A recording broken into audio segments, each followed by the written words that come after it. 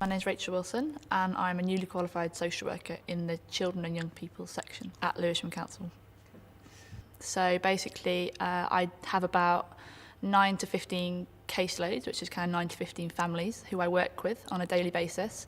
And my job is basically to look at the safety and protecting of children in those families, and working with families to try and protect the children and look at their holistic needs and things like their health and education and whether they're safe in the family environment, basically.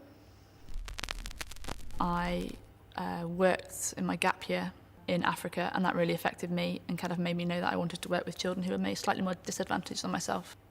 It was an orphanage with about 150 children who'd been orphaned through AIDS, and we basically provided them with a home. I think I went there thinking that I was going to go into an environment where there were lots of children who were very sad and upset and forlorn, but in fact I went into an environment where the children were just as happy as they are in the streets, you know, in Lewisham. That kind of puts a lot of things into perspective, really. But equally I was, faced with things I hadn't seen before. Children obviously with terminal diseases and dealing with the issues that come with that and the loss that comes with that as well, things that I'd never dealt with in my life. I think in social work there's a lot of scope for doing different jobs. Just because I'm in child protection now doesn't mean that I will necessarily be in 5 years.